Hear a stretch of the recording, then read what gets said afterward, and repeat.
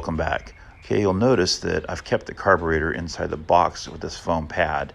This padding is designed to protect the throttle arm. As you'll notice, it sticks down below the base of the carburetor. So what we need to do is come up with a system that'll lift the carburetor up so that we can protect it so that nothing gets damaged. I went to the hardware store and procured some bolts and some nuts, and we're going to show you how to install those. Let's see here.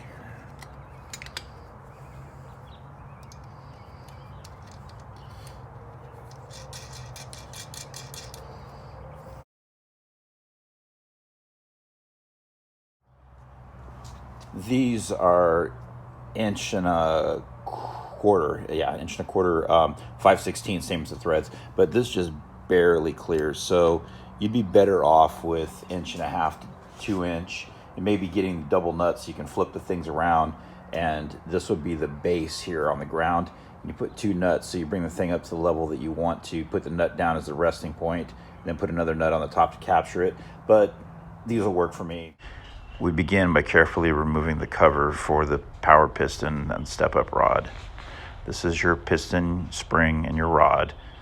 There's 2 of them. Now we remove the other one, and then remove the screws that hold the air horn in place. One thing of special note is that in the front, directly in front of the choke, there's 1 screw that's longer than the other 8. It's shown here.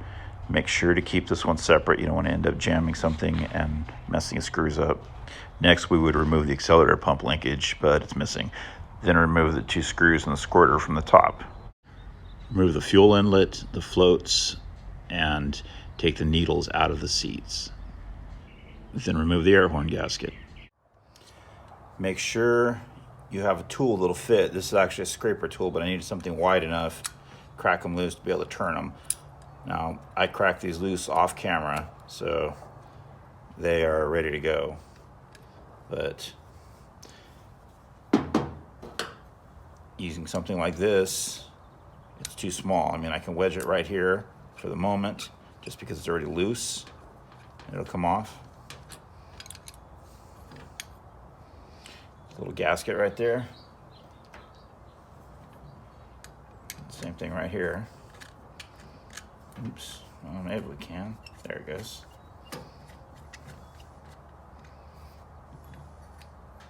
And gaskets right there. This thing looks like it's had some backfires, judging by the carbon that's inside of it. Carbon here, carbon inside here. I'm wondering if it had some backfires going on. Maybe that's why they got rid of it in the first place.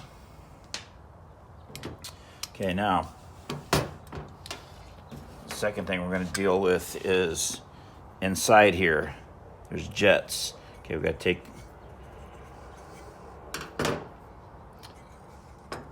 take these little dams out. They're directional. They go. This provides float for the clearance for the float. So just remember that the relief part goes towards the rear, so there's more clearance up here. I'll take 1 and 2 of those out. And down inside here, see if there's a good spot there. I hope you can see that. Right here, there's some little brass jets. These are the primary jets.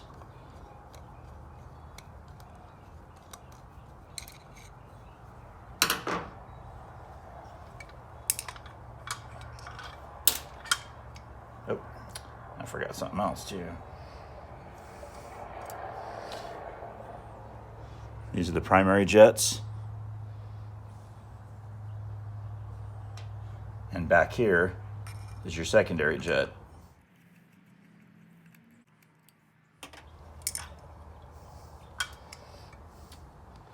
And that's your secondary jet. There's little numbers on there to tell you what they are. But your secondary jets are going to be smaller than your primaries. And what that means is the hole that's in them on the primary jet is going to be larger because there's the step-up rod that goes in and out of it. That's what opens and closes the orifice and allows fuel to flow. So put those over there. Same things on this side. You got 2 more on this side. The one thing I forgot about was right here under, I was going to show you earlier on the squirter, but underneath here there's a weight and should be a little ball in there too. Let's see here. No, it's not coming out of there. So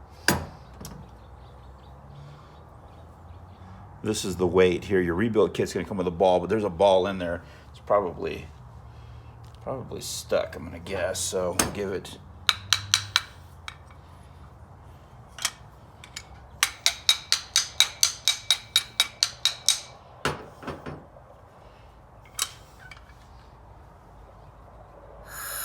Okay, there's no ball in there. Now I know why this thing was backfiring. It was letting fuel flow. There's no check valve to keep the fuel from just bubbling up constantly. It was probably running rich as could be, and somebody probably called it a piece of crap carburetor, this, that, and the other thing, and how they're junk and all this stuff. Yeah, without that little check ball in there, they'll do funny things like that. I don't know if I mentioned it or not, but these fittings, these are Torx fittings. The squirters were T20s, and these larger ones, the clusters, are T25s. Remove the primary cluster screws. In the primary, you'll notice that there's an emulsion tube sticks down. There's a slot in the facing rear that it goes into. Also remove the rear clusters. You'll notice the screws are the same length front or rear.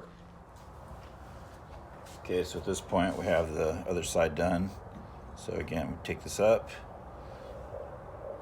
The emulsion tube assembly is toward the back. The little cavity in there is faced backwards. Then you take the secondary clusters out. This has a dogleg booster venturi that faces up, as opposed to Holley's, which a lot of times they will face downward. But this has its tubes, and there's gaskets on here. Make sure that these gaskets are there and that they come off when you go to clean everything. But then the other part of it, this is what allows the AFB / Edelbrock performers, and I believe the AVS, the air valve secondaries, I believe they have a weighted door also. But anyways, this little weighted door right here, it operates so that it restricts the flow of air until your engine requires it. So if your engine's not requiring a lot of air, it's not open, but when it really sucking it in, it opens up. So just remember, these rock forward like that.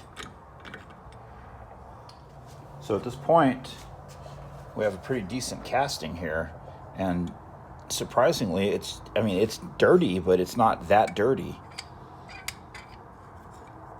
Primaries and secondaries.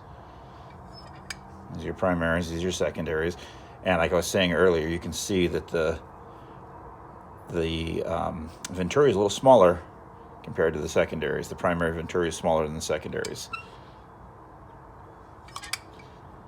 So the next step we have to do is we need to read our jets and our step-up rods and see which numbers we have on there and make sure everything's correct.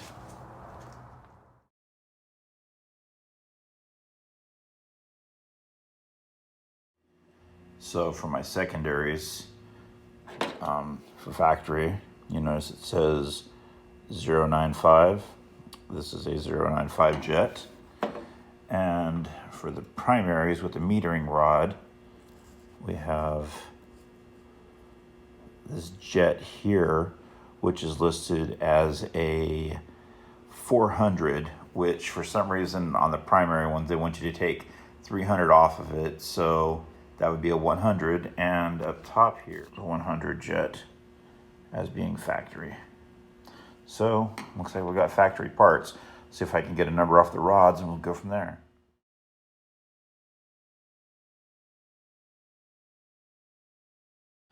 At this point, I'm going to go ahead and clean out the accelerator pump wells, any air bleeds, any dirty castings, the idle mixture screws. Just clean everything thoroughly so we can reassemble it.